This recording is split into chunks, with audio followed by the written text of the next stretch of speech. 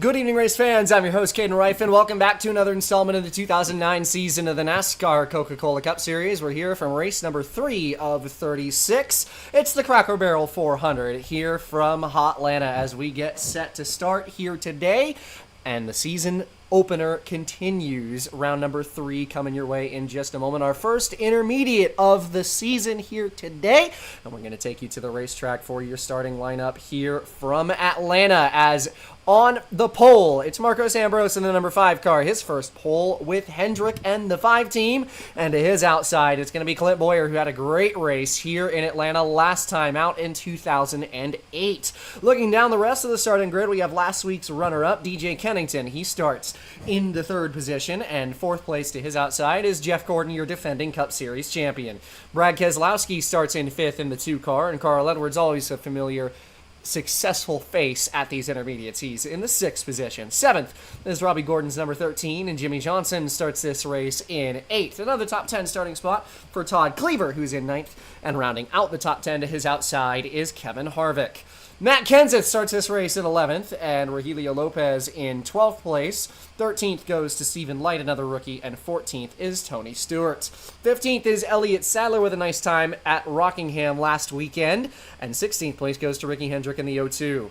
17th, that'll be Cale Gale in the 51 team with a nice qualifying effort, with Ryan Newman in 18th to his outside.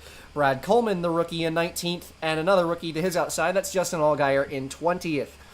21st is Juan Pablo Montoya's number 31, with the Daytona 500 winner Scott Wimmer in 22nd place. JJ Yaley starts this race in 23rd, with last week's winner Greg Biffle in 24th spot. Jay Murray's P25, and to his outside is Joey Logano in the 7, with a very, very good run last time at Rockingham. AJ Allmendinger is in 27th, with Casey Kane, a fellow Pontiac, in 28th. Kurt Busch starts in 29th, and Denny Hamlin is in 30th. Dale Earnhardt Jr. P31 with Kyle Busch in 32nd. Shane Meals starts this race P33, and TJ Bell is in 34th. 35th place is Casey Mears in the 28 car with Jason Leffler in 36th. 37th goes to Scott Riggs, the vet, and Boris Said is in 38th. 39th is Jeremy Mayfield with Reed Sorensen making the points race debut for Tommy Baldwin Racing in the 36 in the 40th spot. 41st goes to David Reagan and the 37 team. Morgan Shepherd is 42nd, and rounding out the field in the back row, row number 22, is Scott Steckley in the number 23 car to conclude your 43 car field here tonight in Atlanta. 128 laps here from Sunday. We're going to take you trackside for the most famous words in motorsports, the command here from Atlanta Motor Speedway. Drivers, start your engines! Field comes to life as we get set to roll here in Atlanta for round number 3 of the early 2009 season. Ambrose for Hendrick in the Xbox-sponsored 5 car is going to roll off from the pole with Clint Bowyer's number 4 to his outside here from Atlanta. You want to talk about a cheese grater racing surface? This track has got it. There is no racing facility on the calendar that wears your tires out more than this place. It's fast. It's hard to get around. The top side can work in your favor a little bit, but rubber is going to be at the forefront of these crew chiefs' minds here today. When you look at the guys in this field, I think certainly the biggest one to watch, in my opinion, is going to be that 19 of Carl Edwards, starting 6th, won his very first race at Gibbs at this racetrack just a year ago, and has been so strong at the quad ovals, both here and Lowe's. Somebody that you absolutely are going to have to look for to be a factor in this race. Marcos Ambrose starting on the pole. First pole for Hendrick Motorsports, somebody that's so good at qualifying and has been really good at these big, fast racetracks. I think this plays into his favor as well. Ambrose in the 5, Bowyer in the 4, your front row, leading the field off of turn number 4. Pace car is going to peel in. Ambrose to lead us to it here from Atlanta. The green flag waves, and we're underway here from the Cracker Barrel 400.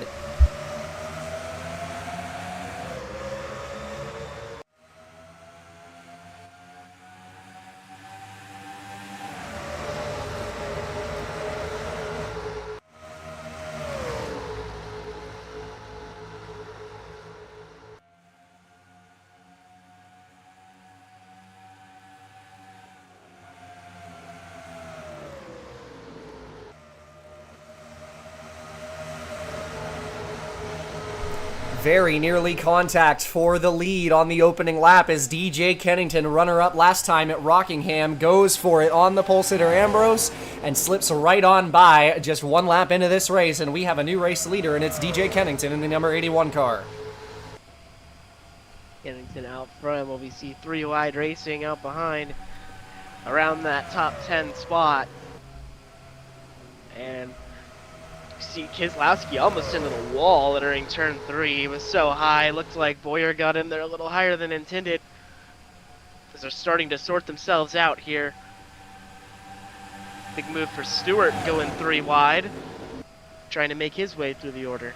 Guys on that outside not finding a lot of grip to start this race, not a lot of traction up on that outside off the restarts. That's a well-known fact about this racetrack, and it's paying some dues to these guys. Boyer slipping backwards, Carl Edwards in the 19, losing a lot of spots on the start of this race as well. Guys trying to find some grip early in the running. It's Kennington, your leader. Behind that is Ambrose, the pole sitter. Robbie Gordon with a nice start. He's into 3rd. Jeff Gordon is 4th. And they go side by side for the 5th spot. That is the 18 of Stephen Light on the bottom, and Matt Kenseth, number 17, around the outside. And I mean, what a blinding start to the season Stephen Light has had. What a promising rookie he is in that 18 car. Nearly won the Daytona 500. Pretty fast at Rockingham as well. And starting off this race, getting into the top 5 at a very tricky racetrack in Atlanta. You know, this kid has been maybe slept on just a little bit.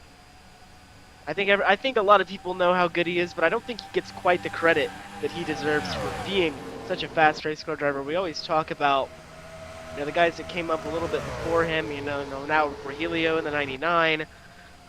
Stephen Light, very young driver, but a very promising one as well, and it's any wonder that Gibbs put him in that 18 car to try to revitalize a team that had been struggling for the past few years with Bobby Labonte on his way out. I think a new driver with as much talent as he has really should turn that 18 team around. Yeah, and the big thing for Light is the fact that he just shot up through the Gibbs ranks in the Grand National Series, had such a good year. Last season was his rookie campaign in the Grand National Series and just shot through the order and finds himself in the 18 car now this year, and just, as you mentioned, hot start for this 18 team that had been struggling so much over the last couple of seasons, and finds himself in a position where he's in the top 5 for the 3rd straight race. He was so fast at Rockingham, maybe not quite the finish he would have wanted to that race.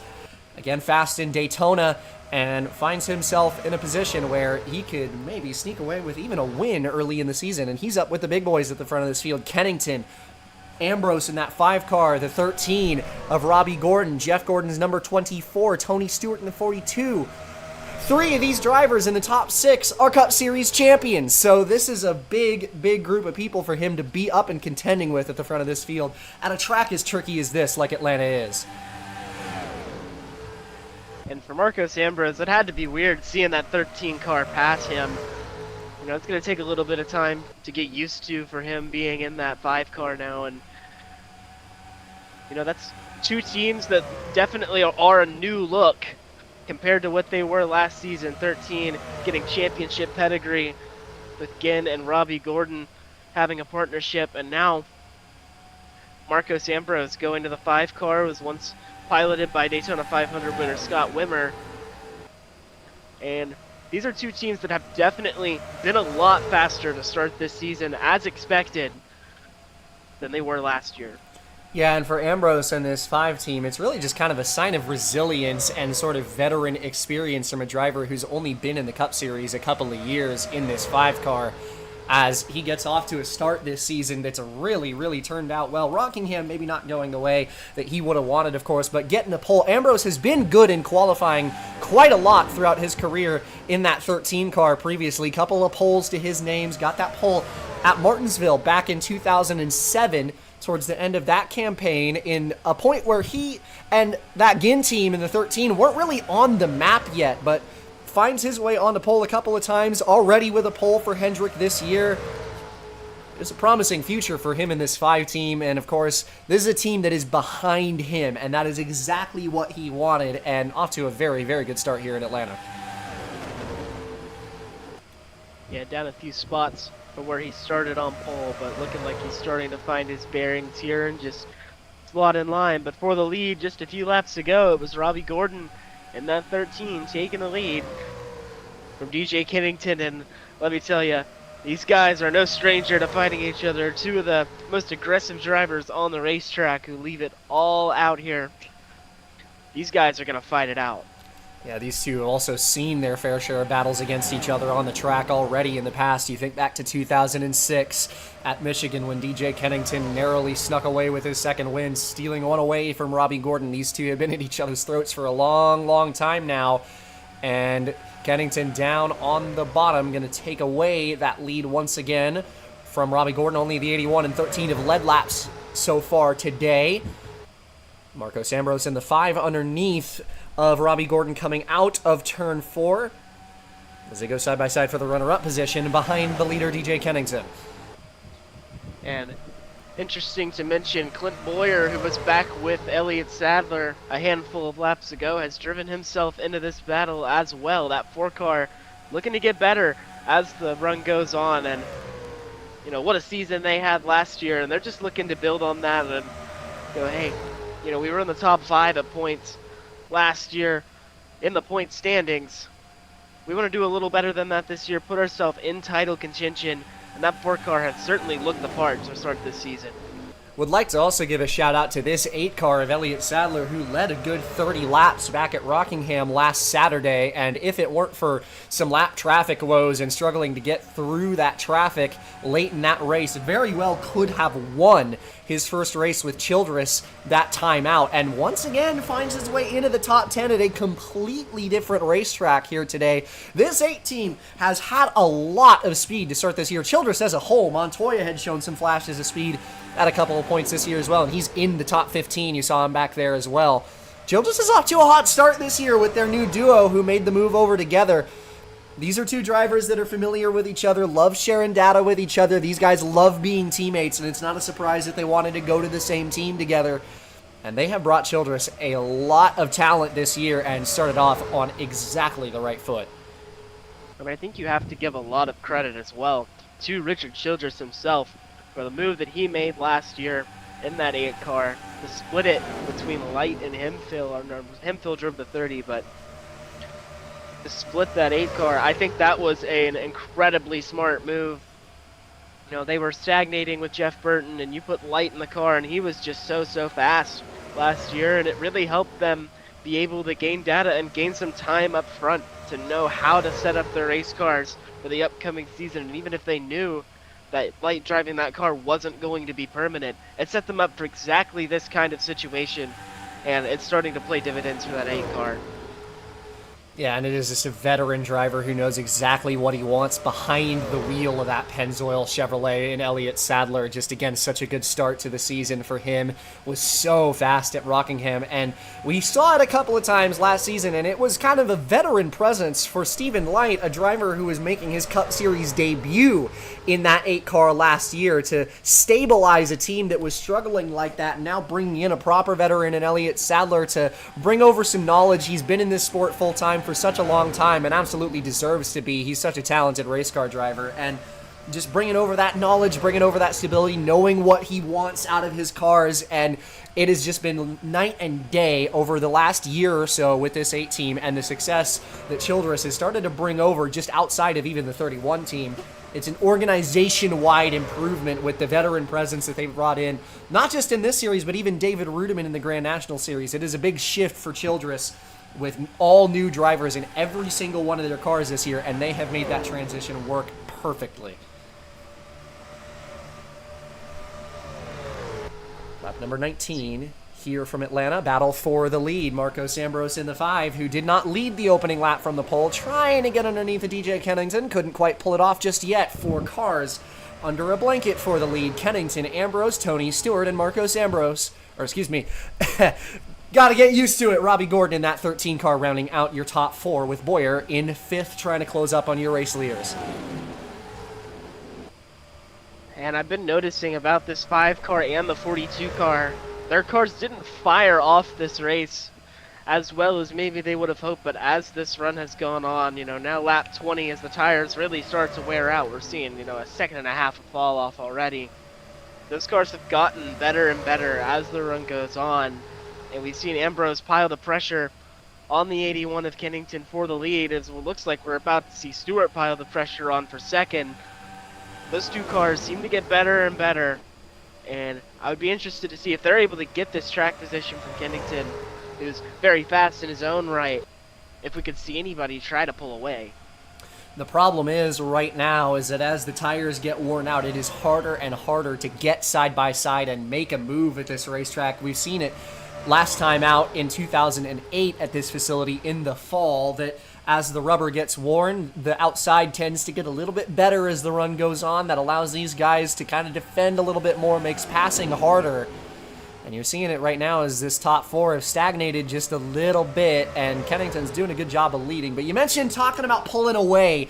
It's hard to do that at this racetrack. This is one of the faster racing facilities on the schedule, so the draft is so important, especially for a mile and a half with the big banked corners at this racetrack. Even with the decreased corner speeds as the rubber goes away, these guys have got to think about that, and, it's just really hard to get away from everybody in the lead here in Atlanta. And I think that's going to place a lot of emphasis on pit stops and trying to get in and out of pit road quickly, have no mistakes on your pit stops, to try to make sure you can build as much of a gap as possible to not have to worry about the cars behind you giving you any pressure. I feel like in the Grand National race yesterday, that's really where we saw most of the time gained up, and Hemphill ends up winning that race by a country mile. But a lot of that was gained in the pits. Yeah, pit road is going to be extensively important at this racetrack, and it's so hard to get into pit road with these big bank corners, that tight pit entry. It's going to be a hard one, of course. We always talk about how hard pit stops are in this series, but that's going to be no different here today, and there's going to be a lot of them with 128 laps on the slate. But top five have all bunched up as Clint Boyer, that Ford car who we've talked about, has been really good on this long run here today so far. He pulls up into the mix to make it a 5-horse race at the top of the table as Stewart looks for second.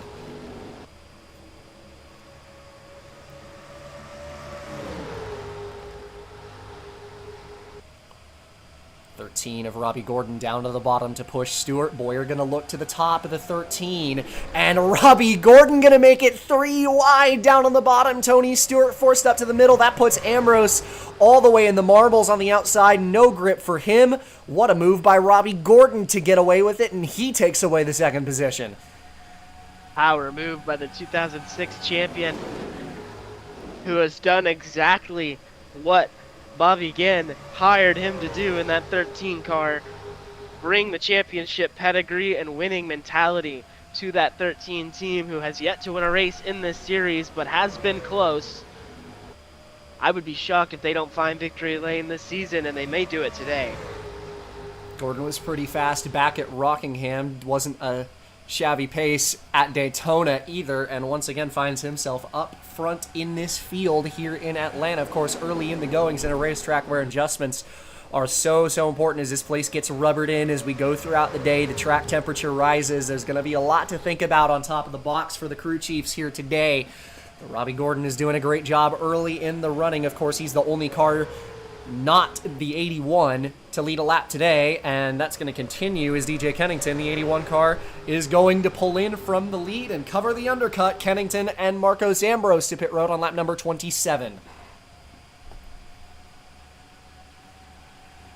We've seen the undercut work at this racetrack before, but you have to think about, how late the overcut will come and how much of a tire disadvantage that they'll have.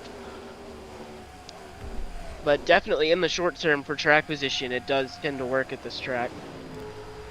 Absolutely. What with nearly 3 seconds of tire fall off, and here you're going to see the rest of the leaders hit pit road.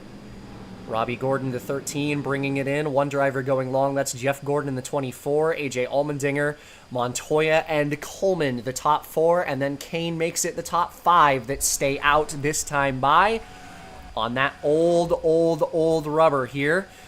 Kennington out of the pits and away. Ambrose to follow. Rest of the leaders, first major group. There were only 2 of them that came in on that first cycle.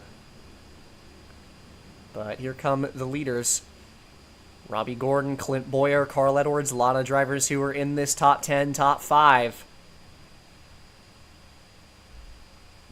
And there's Jeff Gordon, your current race leader, hitting pit lane this time by.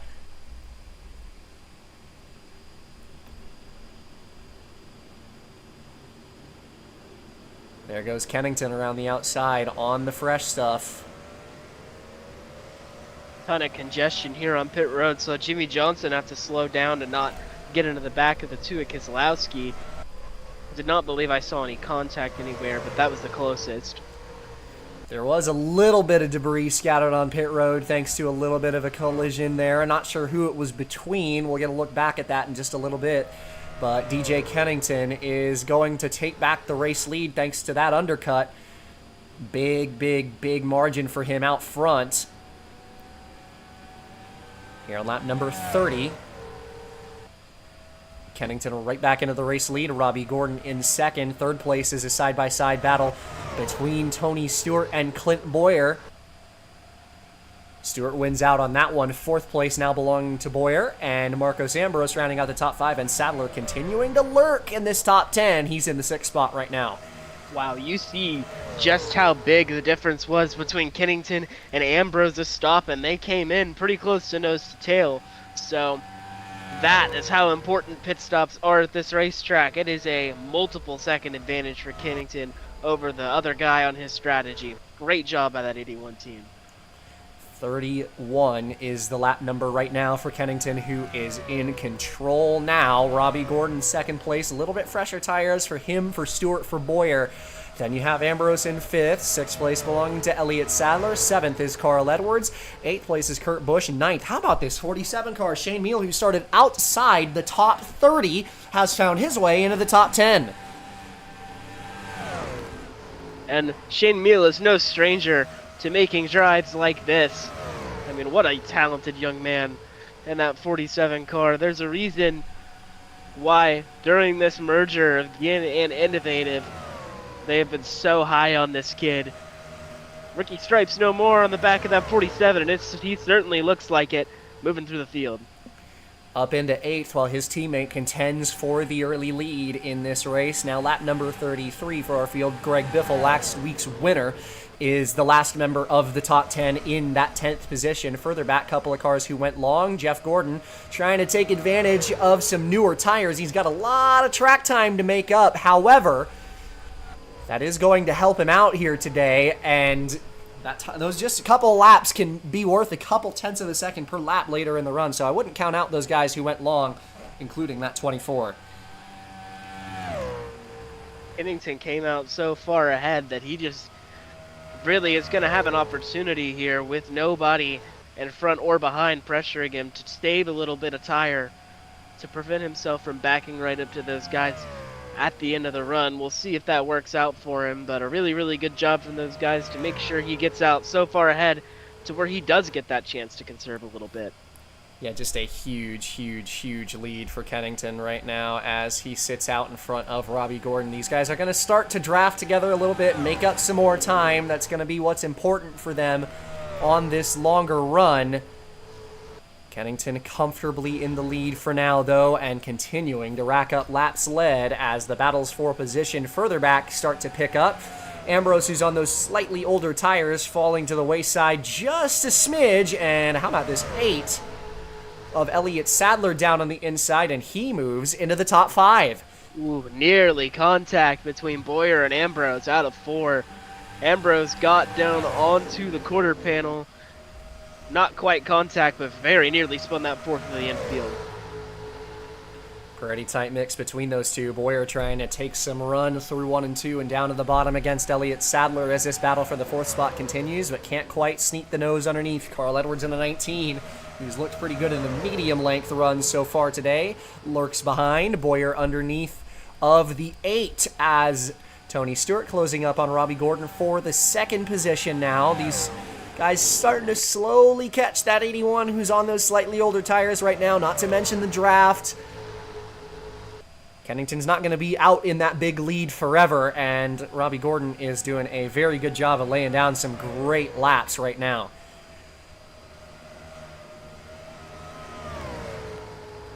Shane Meal in the 47 continuing his charge. up through this top 10, and I would argue, given how far down the order Shane Meal started in this race, as issues for Marcos Ambrose just reported over the radio that he's got something amiss on the engine, maybe down a cylinder. And yeah, that thing's not looking too great down the backstretch.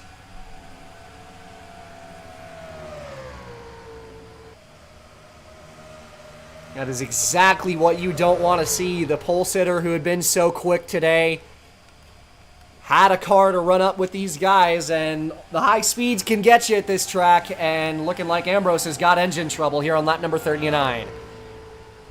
Highly unfortunate for that 5 car that was running so well right before that, and is now dropping through the order, likely gonna have to go to pit road here. They are just going to radio over, and Ambrose is going to bring it to pit road this time. A heartbreaking end to a car that definitely looked like it could contend for a top 5, maybe the win, and our pole sitter brings it down pit road on lap number 39. That promotes Jeff Gordon in the 24 into the top 10. As this run continues, Robbie Gordon still just piece by piece slowly catching that 81 of DJ Kennington. Still got a little bit of real estate, maybe 15 car lengths to make up on that 81 right now.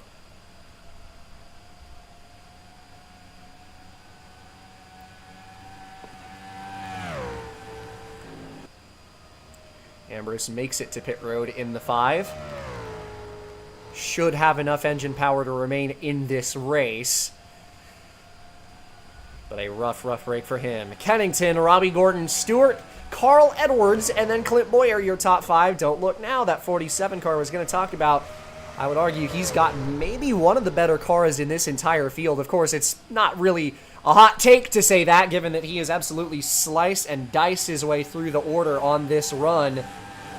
But into the 6th position now, Shane Meal continuing to cut his way through the top of this order and is kind of making it look easy with how many positions he's gained, and I would argue he's the fastest car in the top 10 right now. And I would also say that it's a really good example of how important adjustments are at this racetrack as well. We've seen on this second run just how much faster he was compared to the first, and we're going to look for some other cars to do that throughout the course of this race as well.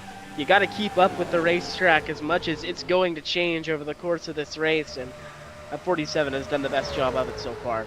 Yeah, absolutely. That team has got their car dialed in for their man right now, and another driver who's done the same is Kurt Busch, who has kind of lurked a little bit more than Shane Meal has throughout the course of this race, but in the 7th position, just a spot behind him, despite the fact that he's been quieter again, Greg Biffle in the 16, who did the same thing last weekend on the Saturday night race at Rockingham, found his way up and into the lead late with a car that just came alive at the end of that race when didn't really talk about him for the entire first half of that event.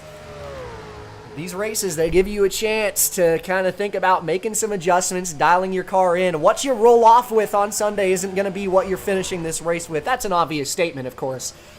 But these guys know their way around. And problems for Robbie Gordon now from the top 5 as the 13 has a tire down. And Robbie will make it down to pit road, gonna see if he has any sort of damage that's gonna hurt his chances of getting back into this thing somehow, some way, but at least for now, that 13 is out of it.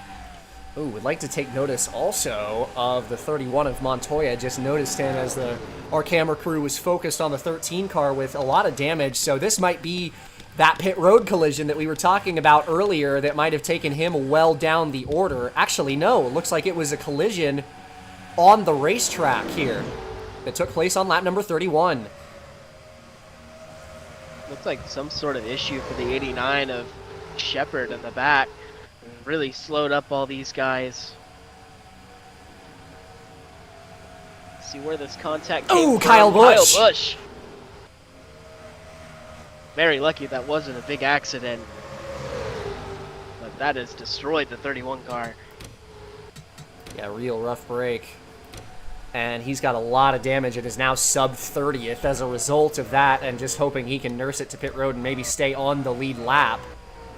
Robbie Gordon rejoins the racetrack following his tire shredding, puts him off schedule, so hoping that he can get back into the race. He is just 1 lap down at the moment and faster than our leaders. Carl Edwards has now taken over the runner-up spot in the number 19. Clint Boyer third. Fourth is Tony Stewart, and Kurt Busch finds his way into the top 5 past Shane Meal.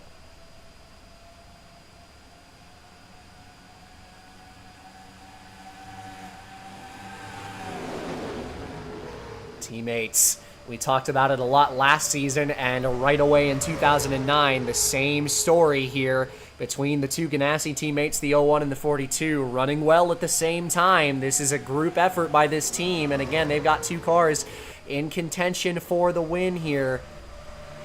And Kurt Busch in that 01 car. We talked about Shane Meal and his heroics throughout the course of this run and finding his way towards the top 5, but Kurt Busch seems like he's got himself a little bit of a long run rider.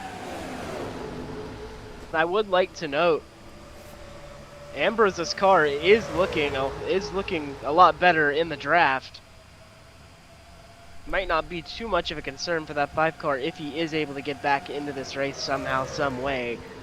But he is contending with these guys and has actually passed a few of them. It might also be the tire advantage. They might have just changed tires when they went down there as well. But yeah, you're seeing he is hanging in there. The problem is this tick up on speed where he's nearly 10 miles an hour down on corner entry versus these guys. So that engine's definitely not firing on all cylinders at the moment. He's just trying to salvage what has turned into a pretty rough run, but he's got the car to meet minimum speed right now, even despite the fact that he's down a little bit on the straightaways. Those fresh tires are helping him out a little bit. And Kurt Busch continuing his charge forward, and that 01 moves into the 3rd position past Clint Boyer.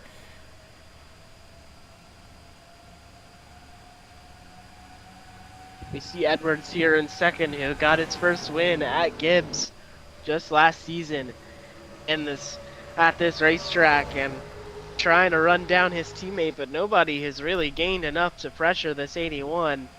He might go unopposed down into this pit cycle. Yeah, very nearly won this race last season. It was at Dover that he got that checkered flag for Gibbs, and it was a big breakthrough for him. We'd seen him run top 5 week after week after week. He looked like maybe one of the top 3 drivers in the entire series coming down to crunch time at the end of the 2008 campaign, and right where he left off last year. And Gibbs as a whole have really kind of picked it up at the start of this year when they had a slower start in the 2008 season, and it's the exact 2 drivers who brought them a lot of their 2008 success that are running at the top of the table to start this year. Edwards with a great run here. Kennington, who very nearly won at Rockingham last weekend. These 2 cars so quick, with Kennington dominating this race, and now Montoya in the 31 is going to cut his losses, and he hits pit road on lap number 52 to get repairs on that 31 AT&T Chevrolet.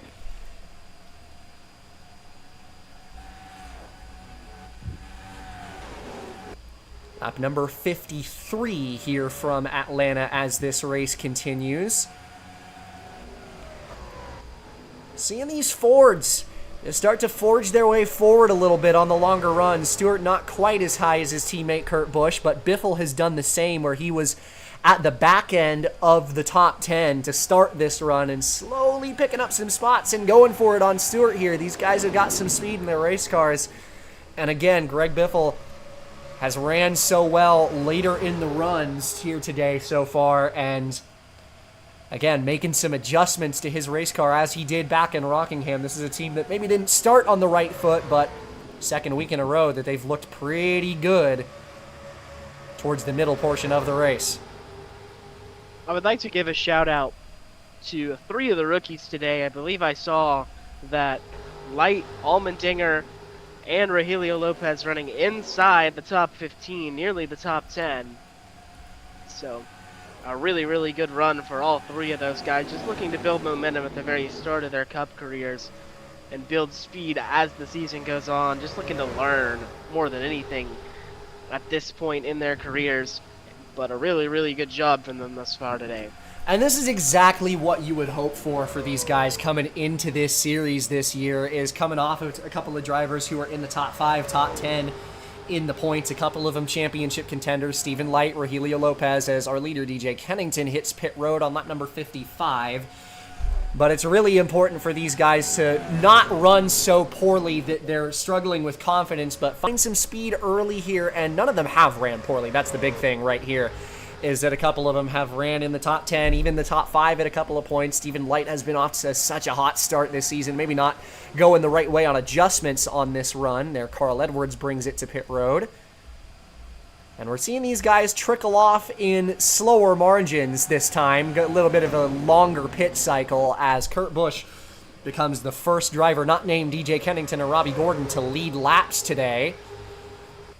Ambrose in the 5 on the fresher tires, pitting in to get repairs. Right behind him, Clint Boyer, who's kind of been stuck behind this 5 car, is going to call it quits here and hit pit road. Kurt Busch will do the same. Biffle will go long, so the 16 is going to stay out here. Never mind, I thought Kurt Busch was going to come in that time. It looked like he was going to dip his tires onto the apron, but no. One car stays out, so does the fellow Ford Biffle. 2 drivers who were looking really good on that long run, and Shane Meal does the same in the 47.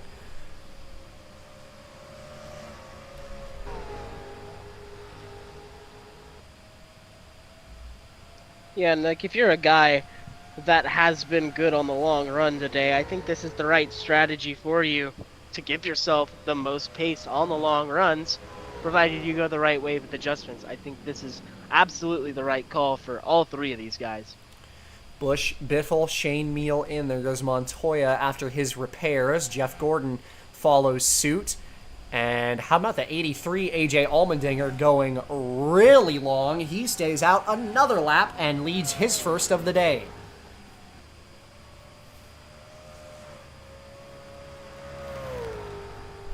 And I don't mind this call if you're Allmendinger, getting a little lap lead bonus point here, trying to go just a little bit long. It's kind of a long-term play early in the season for a rookie driver aboard this 83 team, and it's going to hurt him just a little bit, but he's surely going to remain at least in the top 20 and have a chance to make up some time on fresh stuff on the long run.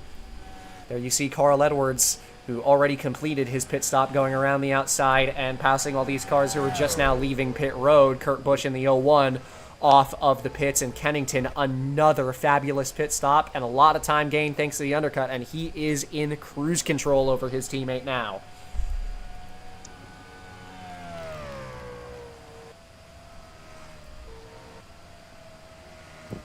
Boyer the 4. But yeah, for Allmendinger, I do like the call from those guys. The only thing you're hoping for is to not see a caution flag and give everybody the chance to be equal on tires, because then you just get a net negative in track position. But we haven't seen one of those today, so I'm not sure they're really too worried about that at the moment. But for a rookie driver, getting him some much needed points, when you got to think it's very likely he'll be fighting around that 15th to 20th place in points this season. You know, that is usually a very tight spot, so that could even end up being the difference at the end of the season. Well, now find ourselves in a pretty interesting position here on lap number 61 as Robbie Gordon forced onto the alternate pit strategy as a result of just positively shredding a tire from the second position, finds himself in the lead. It's not by much, and Kennington is running him down in a hurry. But Robbie Gordon not quite out of this race just yet. No, if he could get a caution to fall his way, it may just work out for him. But I think that would require a lot of very lucky timing, but it hasn't not been done before. But for this 13, it's definitely worth a shot when you had such horrible luck there with the tire going down. Just got to give yourself an opportunity to try to get back into it and not just wallow around and mope about, oh, woe is me, something went wrong. You got to try to dig deep and get out of that situation, even if it takes some unorthodox calls. And again, they're kind of forced to do it here as he's just trying to run out the fuel on this run. This is a normal run for the 13 car after that previous pit stop, so it's given him the opportunity to sit in the lead, maybe run a couple extra laps on track, think about that caution flag when it might fall, as Kennington in the 81 on the fresh tires is going to get underneath him this time. DJ Kennington right back into the race lead. We've seen our first lap traffic in this race. Ryan Newman's number 38, David Reagan, Todd Cleaver, who's had some rough times on pit road here today, but As traffic is going to start to play a little bit of a factor here as we've gone green for almost half of the race, and it will be half of the race this time by for DJ Kennington. We have seen some mechanical issues today, but nothing that would bring out a caution so far. But doesn't mean that it can't happen, just means it hasn't happened yet. There's some guys that are definitely hoping for it. But I'll tell you, the guy who isn't is the guy leading this race who has just absolutely checked out and been on rails today. It's going to be a tall order to beat that 81. Oh, problems! You were just talking about it. AJ Allmendinger, the driver that we were talking about, was on that pretty interesting strategy. His race goes up in smoke. Engine problems for the 83 team, and the caution comes out for the first time today. The guy who didn't want the caution most is going to end up being the caution that flips this race on its head. And you got to wonder, you know, these guys ran for roughly 10 laps on tires. At least the guys that hadn't pitted or had pitted early. So you could see a bit of a mix in strategy here, guys taking maybe 2 tires, or if everybody's going to take 4 because the tire wear is just so much here. I do expect everybody to come down, but you are wondering maybe who decides to do what. Lucky dog goes to Marcos Ambrose and the 5 team as we look to hit pit road here. DJ Kennington leading everybody down, got that big margin thanks to the lap traffic. Edwards in second, and now Robbie Gordon catches that lucky break we were talking about, and he's going to be right back in it. And we know that he has a very good race car. So now time for him to get up on that wheel and go get it. The caution that he needed fell just at the time that he needed. And he's going to have an opportunity to get back into this race. 4 tires and fuel for the majority of this field, as actually going to be 2 tires for a couple, and one of them is Kurt Busch in the 01 car, who takes the lead off the pit road. So you were talking about it right there. Some of these guys might go to gamble. That's not the strategy call that I would make, as Boyer has engine trouble. That thing just grenaded right as he left his pit box.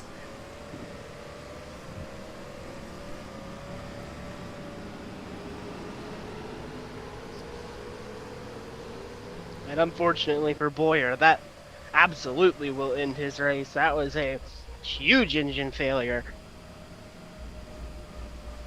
Well, things are going to get interesting here from Atlanta as Kurt Busch takes over the race lead on the 2-tire call.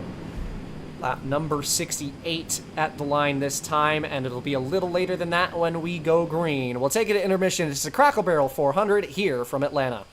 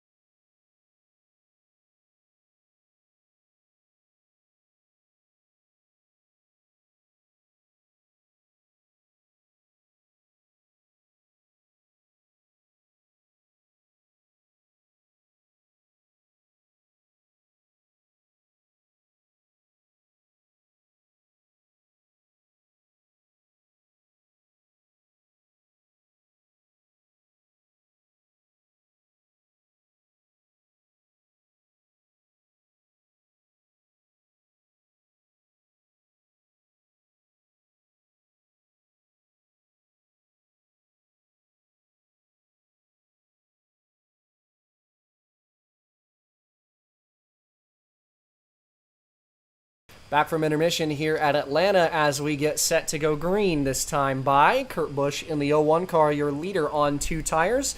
Same for Stewart, I believe the same for Edwards, Johnson, and Biffle, who make up your top 5 on the restart here. Would like to just take a little bit of a rundown of our most recent cycle. Biffle, 2 tires. See 4 tires for Shane Meal. Casey Mears, who has been in the top 10 and 15 today, he's on 4 tires. 4 tires for the 40, the 8, the 81, the 12, the 13, the 18, and a handful of others further down the order. Lap number 70 on the restart for Kurt Busch, who's going to take us into the restart box. Pace car peels off. It's the 2 Ganassi teammates at the front of this field, and the green flag flies, and we are back underway.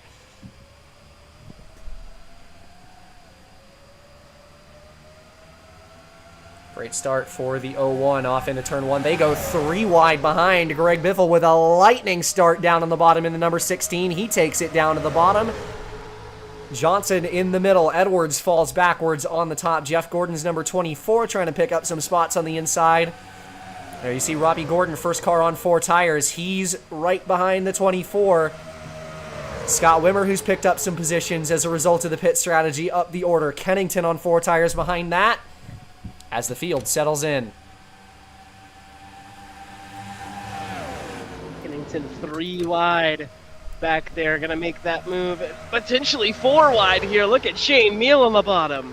Almost contact between DJ Kennington and Jimmy Johnson. The 47 is another one of these cars on 4 tires. Of course, Kennington is as well. There is contact this time through turn 3. Johnson almost into the wall off the door of Kennington.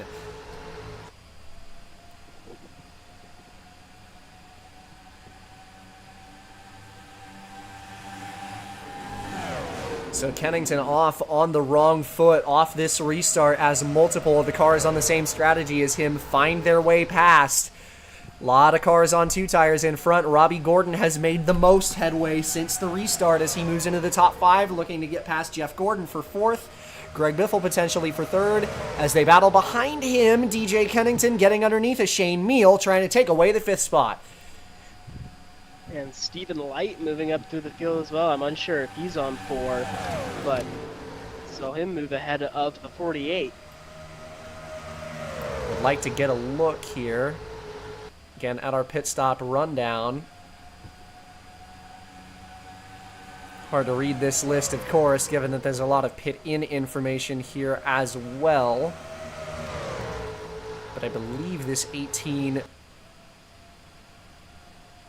hard to find him in there, but let's... Looks like he is on 4 tires. 4 tires for Stephen Light as well, who is another one of these drivers that looks like he might be on the right end of history here.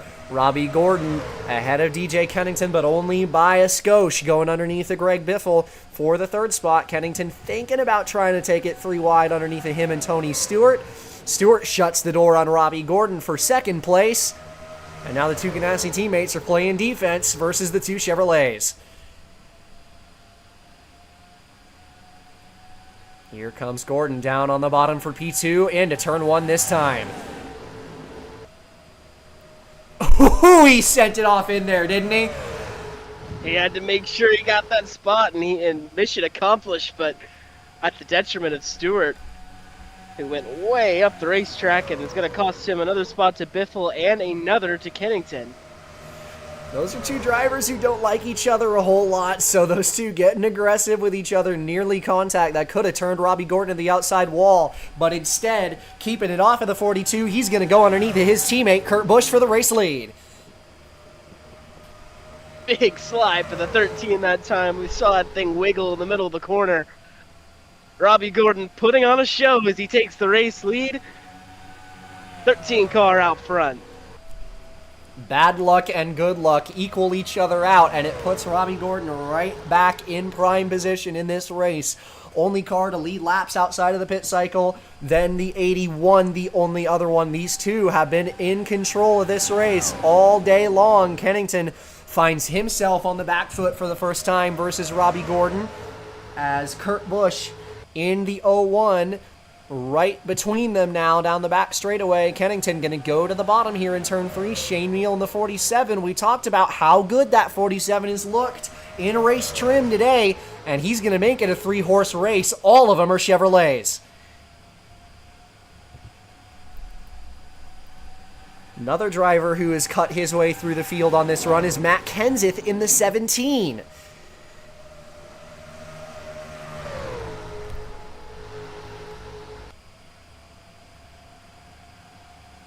And I guarantee you, this 17 with his two teammates down and out with engine trouble has got to be sweating bullets and checking that oil pressure over and over and over again. But he is in a great spot right now. Not sure if Kenseth, he is on the 4-tire strategy as well. Of course, Stephen Light in the 18 is as well.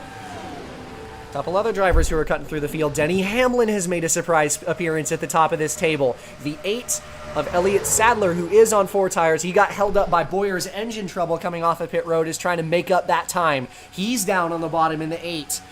A lot of traffic and 3 wide as the 6, another car on 4 tires. So is Casey Kane. Almost contact there with Casey Mears and Greg Biffle. Mears almost got into the corner of the bumper of Scott Wimmer there in the 04. It is a madhouse in the midfield. Denny Hamlin just thread the needle to try to get into that inside lane. Nearly clipped the 8 of Sadler getting back in. That was a gutsy move by the 25. Hamlin is one of the drivers on 2 tires, but finds himself a long way up here. Sadler past him, Coleman and Kane on 4. Stewart dropping through the order, and now Kurt Busch dropping further back. Jimmy Johnson is the only driver in this top group who is on this 2-tire strategy that has really been able to hold his own.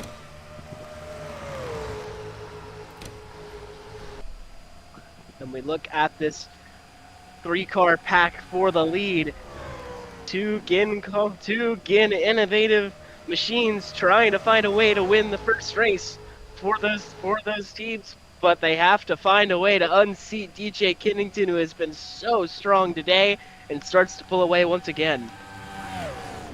If there's any 2 drivers in this field that are going to have a shot to do it, it's going to be these 2. Shane Neal with that just cataclysmic drive through the field on the last couple of green flag runs, and Robbie Gordon, the 13, who's been the only car that has been able to surmount Kennington in a head-to-head battle here today. But tell you what, Kennington is running away from that 13.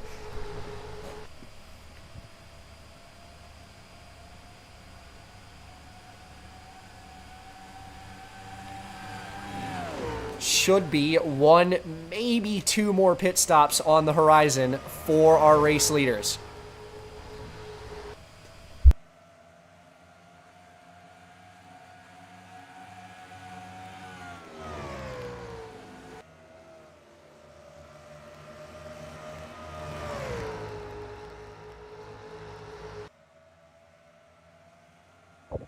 Here comes Meal for that second spot. They're going to be side by side down into 1 and 2. And one of these guys has to decide who needs to be the leader to try to catch this 81 car. If they just run side by side the whole time, then these guys are just going to continue to lose out to Kennington. And it looks like that 47 for the moment is likely going to take that spot. And Robbie gets it to him going down to the turn 3.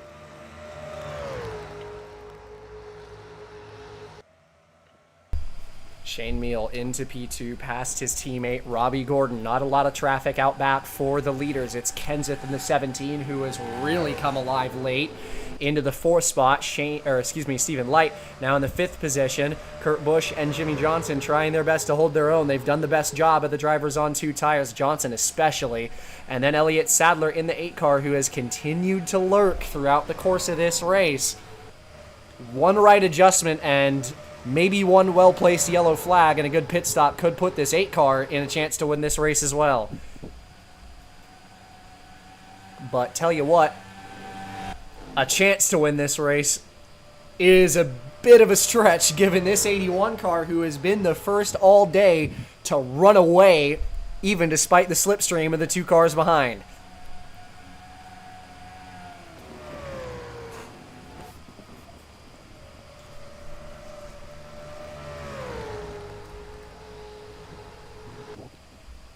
Just a couple more times and it'll be 40 laps to go. We've seen our fuel run be about 28 to 30 laps, maybe a touch longer than that. The battle for second place continues to rage on as these guys are starting to come to grips with the fact that they are not catching that 81 car at the moment. Robbie Gordon underneath of his teammate trying to retake the second position as they head through into 3, and he has got the runner-up spot once again.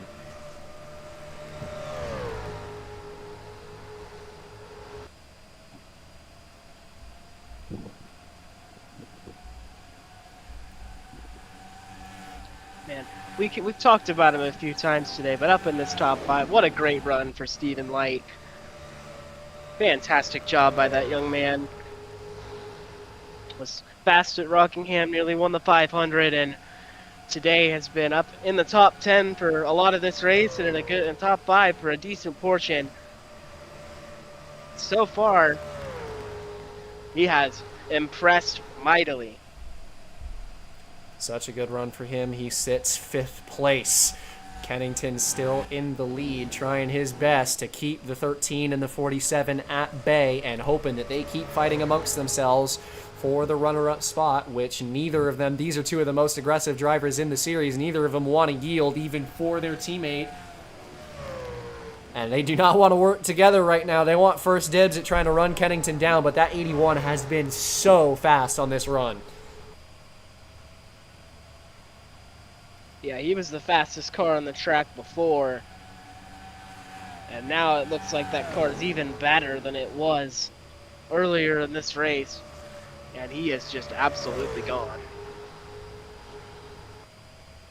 Kennington, Gordon, Shane Meal, Kenseth, Stephen Light, Sadler moves past the 48 and the 01. Behind them is Coleman and Kane, who are on the same 4-tire strategy as everybody else.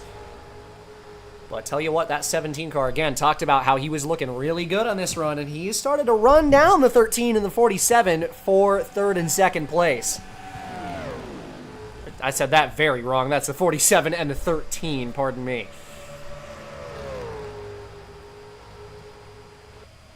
Shane Meal again trying to get by his teammate here for the runner-up spot. Couldn't quite get there again. Another good move by Robbie Gordon to drive it off into turn 3, stay in front. But that gap with Kennington in the lead continues to open up.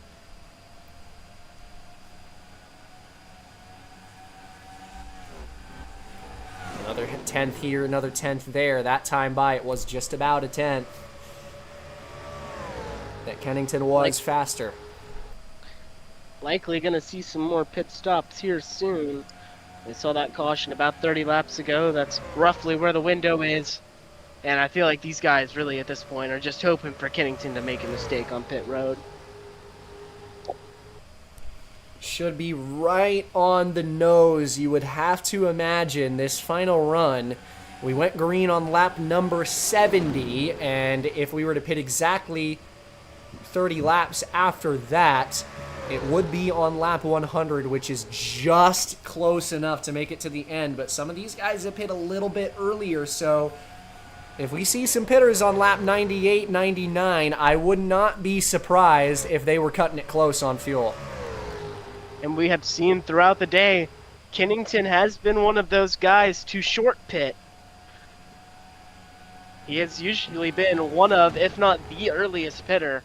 So if they decide to go with that strategy and they're right on that number, it could be very close for our leader.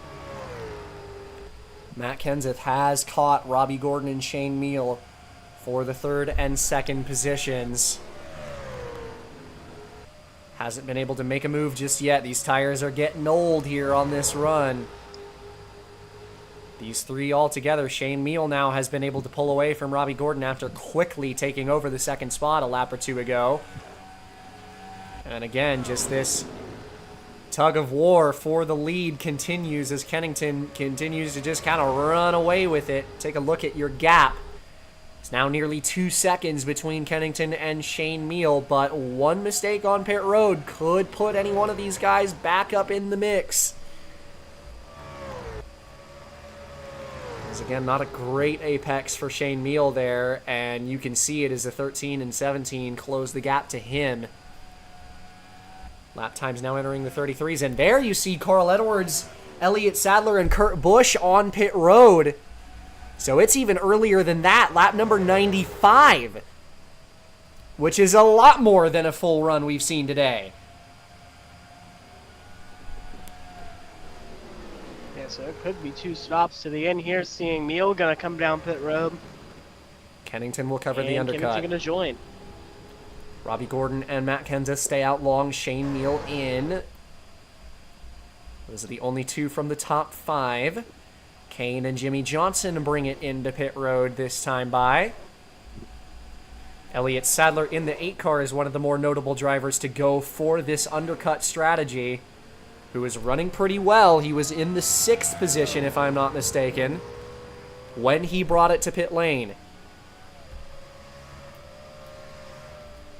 So everybody going to be on these 4 tires now. It's just going to be the gap of laps bringing it to pit road. This time Robbie Gordon, the leader, in. Shane Meal off of pit road in the 47. Kennington in front of him. Good stop for the 81. Keeps it clean and stays in front off of pit lane.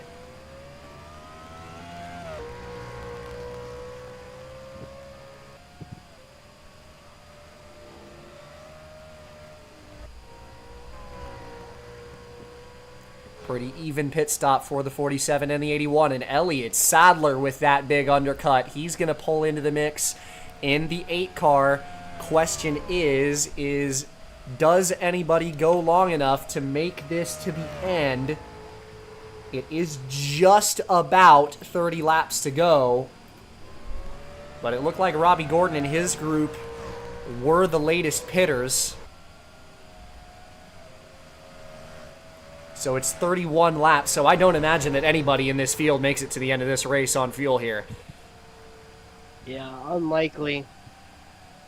We're going to see some pit stops very late in this race, though, which could be topsy-turvy for the running order, but nobody going to make it, most likely. So we did now, see Meal gains a little bit of time, though, on the 81. a little bit of a better time getting his tires warmed up. So now, 30 laps to go. DJ Kennington in the lead, but not quite as comfortably as it was before. It's now just a second between the top 2. It was nearly 2 when we entered pit road, so that was a very, very nice job by Shane Meal getting back onto the track and handling his race car on cold tires just a little bit better than that 81 did. And it's worth mentioning that these top 3 are on, or top 4 even, including Kurt Busch, are on the oldest tires of the front runners. Robbie Gordon is quite a few laps better than our top group. He's got a lot of time to make up, though, and probably hoping for a yellow flag. And what a great job by this 8 team of Sadler, who has fought and clawed all day long and has found themselves in the 3rd position late in this race. Really, really good job by that Childress team, and with a little bit of luck could find their way into a chance of winning this race.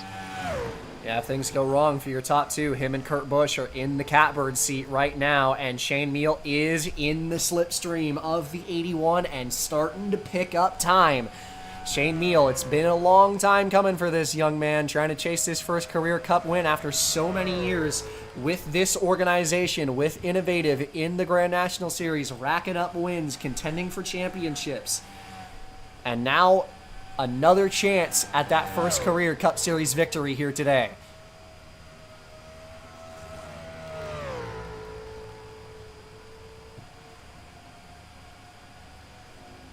Traffic ahead for the leaders.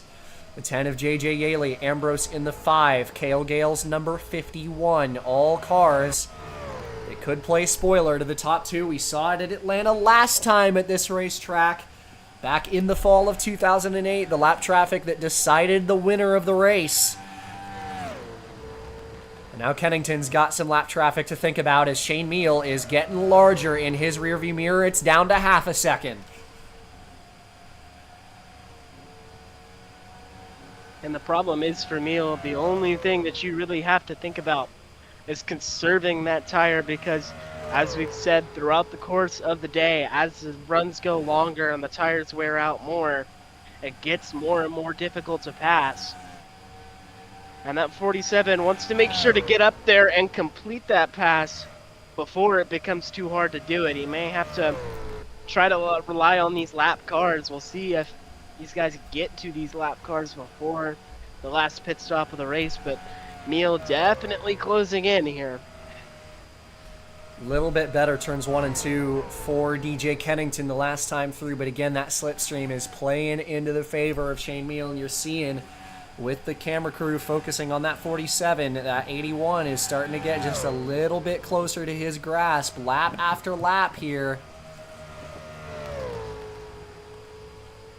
Again, Kennington just doing a good job in the lead. He's got the slipstream to worry about. There's not really a whole lot he can do about it. The gap opened up that last time by for Kennington, and again, he has just been on rails in these corners. They're a couple mile an hour faster on the telemetry at Apex that time for Kennington.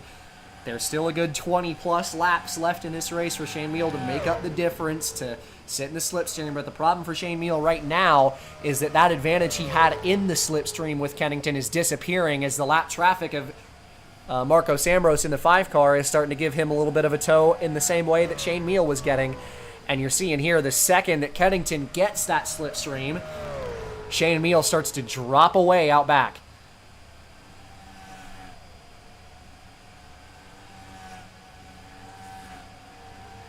Easy pickings for Kennington. Kennington did a really good job of not wasting any time with that 5 car, not getting stuck behind him. So now it's going to be Meal's turn. And he's going to have it with ease here on the backstretch.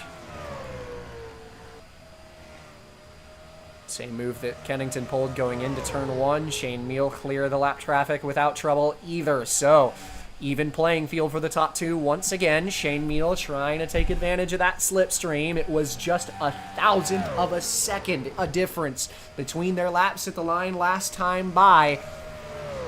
Kennington trying to hold him off, but now again doesn't have any slipstream out front, doesn't have that draft that's going to allow Shane Meal to start to reel him back in again. Kennington is better in the corners right now, but at a track this big, that doesn't really matter right now. But a big mistake there from Shane Meal as he got a little sideways, and Kennington opens up the gap again.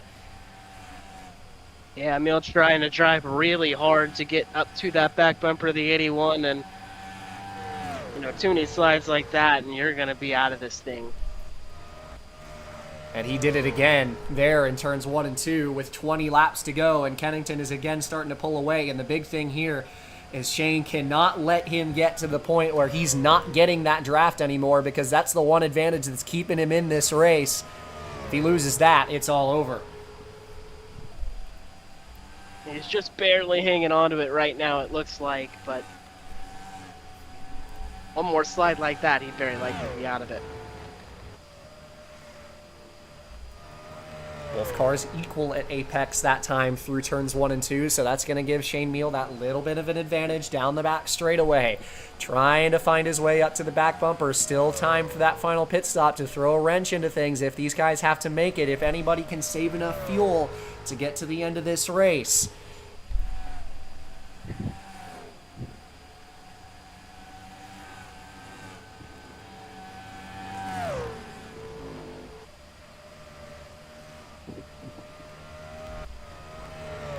Pretty good set of corners there for Shane Meal in turns 1 and 2, but again, Kennington is just kind of starting to open up that gap again. It's up to 0.8 when it was as low as half a second.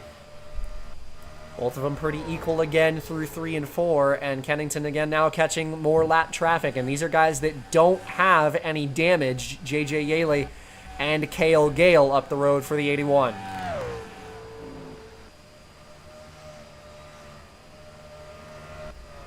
81 definitely with a comfortable advantage, though. So we'll see if he even gets to those guys before the pit cycles. Problems for Keselowski. Has a tire down on the front stretch. He's down low, and the tire carcass is intact. See if he got in the way of anybody when that tire went down from the 32nd position. He did not. Makes it to the apron. So this race will stay green, and it was a big mistake for Shane Meal that last time by, as the gap is once again over 0.8. Starting to see Meal's car fall away from him just a little bit. Kennington with a comfortable advantage now. The only thing that Meal can really hope for at this point is some sort of issue on pit road for the 81, because we know that he's not going to be able to make it, as is the 47. And when you're starting to think about that pit stop, maybe, 10 to 15 laps from now. But the gap just continuing to grow for this 81. It'll be just a splash of fuel at the end of this race for the leaders as Kennington continues to sit out front. Shane Meal just disappearing in his mirror. He was giving him a run for his money there, but not going to matter at this point as that thing definitely drove the tires off of it trying to get to the 81 car for the lead.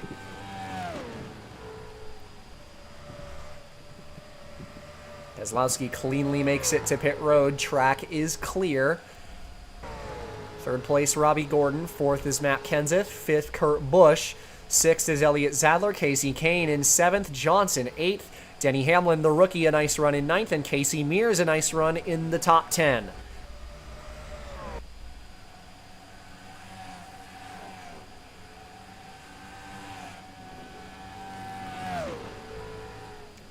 Traffic ahead still for Kennington. Could be one last little breath of life for Shane Meal, but he has really started to drop off on lap time now as the gap is up to 1.3 seconds for Kennington, who has just been perfect today.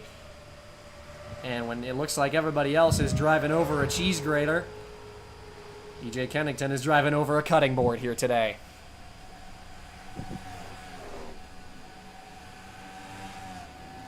Twelve laps remain here from Atlanta.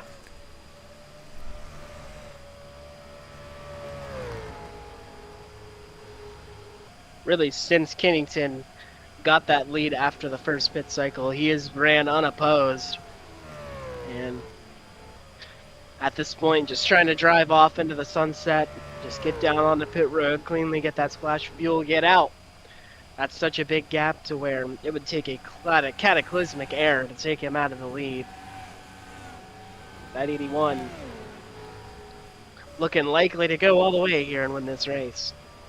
Coming to 10 to go this time by is DJ Kennington. Not really even close to the lap traffic either, and Shane Meal has continued to run about a tenth per lap slower than Kennington as this run winds away. Robbie Gordon is lapping pretty significantly better than both of our leaders at the end of this race. He was 3/10 better this last time by. We're going to take a look at the gap here. He is 3.5 seconds out of it, so a caution is going to have to go his way for him to be in contention, and they're only gained 100th. But him and Kenseth on the fresher tires have been just a little bit better here, so if there is a caution, this thing is far from over, of course. There could be a yellow, but 10 laps remaining, starting to run out of time.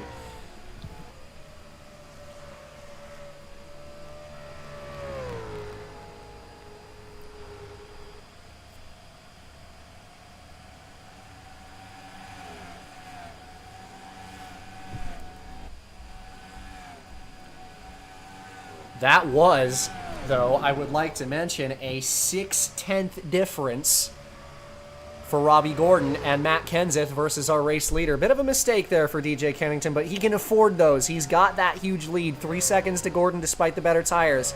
Now 1.8 to Shane Meal, who's running even slower than he is right now. This 81 car is in cruise control.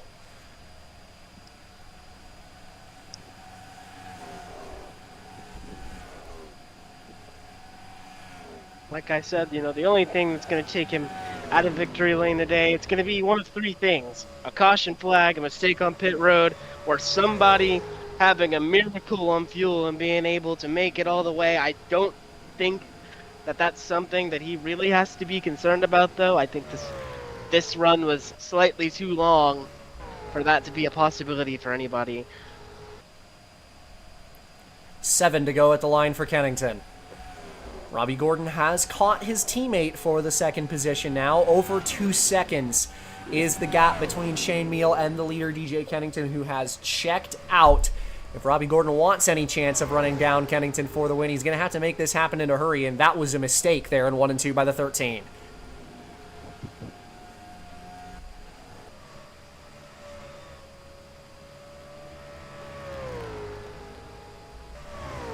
Haven't seen anybody on pit road just yet, so I wouldn't count fuel mileage out of this race just yet. If our first pitters come in around 6 or 5 to go, which we are at that point now, I would not be surprised if anybody tries to stretch it, and none of the leaders have come in just yet.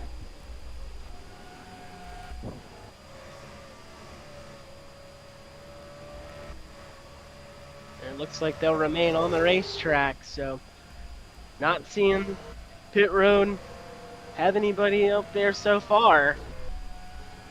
Seeing Edwards come in that time. Carl Edwards in the pits, so the pit cycle has begun. That's pretty late. 5 laps to go. Could somebody try and stretch it here and upset DJ Kennington? We've seen Kennington pit just a lap later than these guys throughout the course of this race, but it doesn't look like he's coming in staying out. this time. So does everybody else. Couple more hit pit road. Lap traffic out of the way for Kennington. No worries for him. Battle for second position between Robbie Gordon and Kenseth after they got past the 47 of Shane Meal, and with their fuel, they could go a little bit longer than Kennington. It's now just 4 to go. The big thing is a lot of these guys are going on to 2 tires, and this time Kennington is going to have to hit pit road. Robbie Gordon and Kenseth will not. 3 laps left. Robbie Gordon into the lead to either of the top 2 or anybody else in this field have enough gas to make it.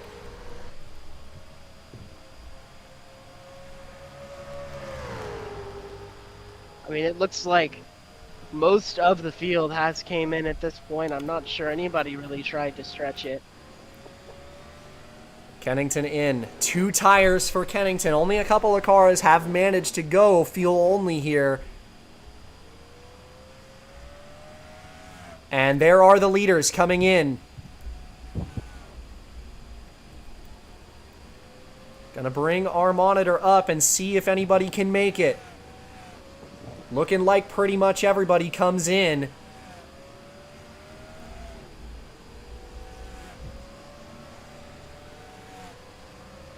Do not believe anybody was able to stretch it on fuel, but now the question is it fuel only for these guys? It is! Fuel only for Robbie Gordon in the 13, same for Matt Kenseth. Can the 13 leave the pits in front of Kennington with just 2 to go?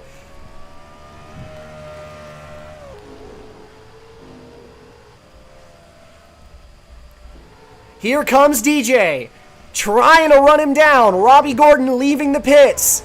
It is not going to be enough. Kennington's going to get him.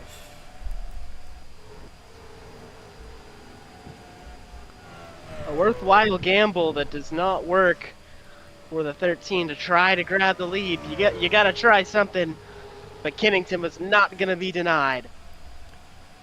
White flag is in the air, and Kennington is your race leader.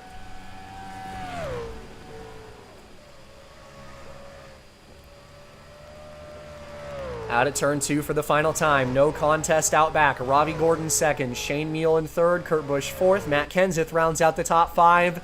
But this time through turns 3 and 4, nobody could even touch him today. Runner-up last week, he's going to do it this time. In Atlanta, DJ Kennington, first win for Gibbs in 2009, comes off the 2007 champion. DJ Kennington gets it done in Atlanta. A dominant performance by the MV&A Chevrolet here today. Untouchable DJ Kennington, so good at these fast racetracks, grabs another win in his illustrious career. First win at Atlanta for him, first win of the season for Gibbs. And once he got the lead after that first cycle, nobody had a thing for him. Just an absolute dominant performance by Kennington here today in Atlanta. Robbie Gordon was the only one that could touch him, and even a strategy gamble could not get the 13 past the 81. DJ Kennington here in Atlanta Motor Speedway takes home the checkered flag. Your winner after a fun one here in Atlanta Motor Speedway. Kennington, your winner. That'll do it for coverage here of the Cracker Barrel 400. It's been NASCAR and ESPN. I've been your host, Kane Ryan, on behalf of Nate joining me in the booth here tonight. It's been a pleasure to have you along as always, and we will see you next time and have yourself a good one.